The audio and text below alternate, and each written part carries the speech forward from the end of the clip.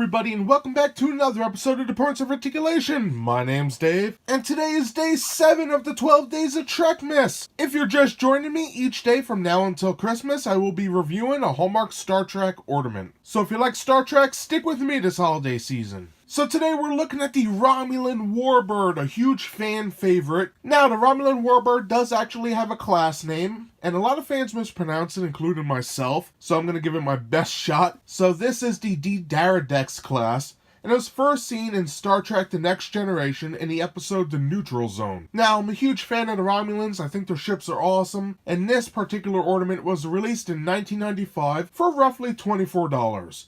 And the length of this beauty is 5 3/4 inches, so that is very nice for an ornament. And it does have some weight to it. This is one of the original ones. So we do have a lot to cover. We're going to look at the mold, the paint, see how it lights up, see how to hang it from a tree or stand, and then we'll be done. So let's get moving. Starting this review off looking at the mold, I must say, a lot of these Star Trek ships give me an issue because they are really bizarrely shaped and hard to film. And that's just not me. In the actual filming of the Next Generation show, the Enterprise D was actually a challenge to film because of its weird duck shape, if you want to put it that way. But anywho, we have the Romulan Warbird here. Let's begin in the main section. We have our bridge, which is located right here on this little hump. We have our forward weapons arc, which is right here. Coming up to the top of the ship, we have our main engineering section, which should be right there. And just look at all these great details, and I'll get a close-up of all that in a couple minutes. We have our impulse engines. Right back here should be a shuttle bay. It's not really molded there, but it is here somewhere. And of course we have our warp nacelles, which are done pretty well, especially with the translucent plastic. And then for the underneath of the ship, nicely done, we have our copyright crap. Pretty cool. So let's get a little close to this, and then we'll get to the paint. Alright, for a closer look at the detail, this is the interior of the ship. And we can see some nice details in here. I love the center and this section right here. Nicely done. And then on the top, again, some pretty decent details. Looking at it from the back. Pretty cool. And also this side. Nice. And back here we have a 1995 with some black ink, in case I forget that later. The last thing I wanted to look at is the warp nacelles. We can see some great details in there. Alright, looking at the outer side of the warp nacelle, we can see it's kind of blah. But then when we look at the bottom of the ship, we have our copyright crap and some great details. And I love the designs of the Romulan ships because they look like wings of birds, which is awesome. Going around to the top. Again, we have that nice bird wingspan here. Pretty sick. Some great details coming up. And then we have our command section / head. Looks a lot like a parrot. I like that a lot.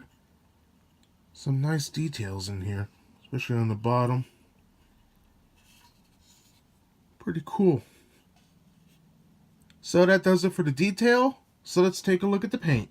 Alright, when it comes to the paint of the Romulan Warbird, we only have 2 colors. One is this nice metallic minty green, and that's from the front of the ship to the back.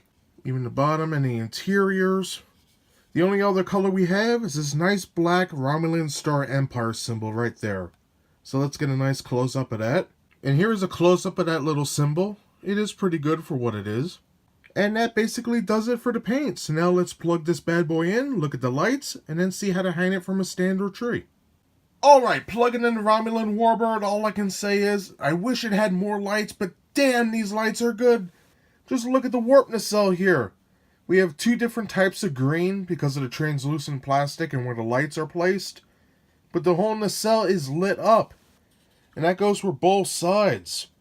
And I like that a lot. I think it came out very nice, very bright. And this is an older model. This is one of the first ones.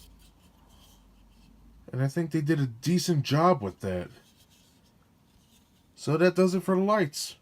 Now to hang your Romulan Warbird, at the dorsal section we have a ornament loop.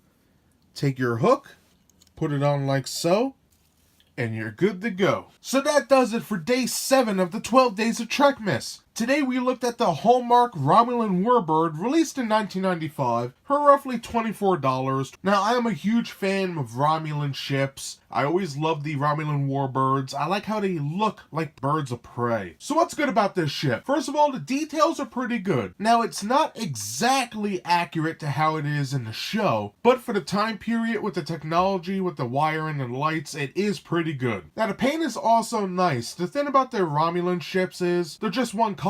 But for the most part, when you see them on screen, this is it. It's just green. And then you have the warp nacelles that are all lit up. And speaking of them, the lights on the warp nacelles are great. But the thing is, they light up. They're strong, and that's what I love about these ships, when the lights actually illuminate to a very nice brightness on the tree, and it stands out. That's awesome. So I recommend this ship for anybody who's a fan of the Next Generation era of Star Trek, or also fans of the Romulan Star Empire. So that's everything I have to say about this ornament today. If you enjoyed this video, please like, and if you want to see new reviews every Thursday, subscribe. Again, thank you so much for watching, and I'll see you next time. Bye, everybody.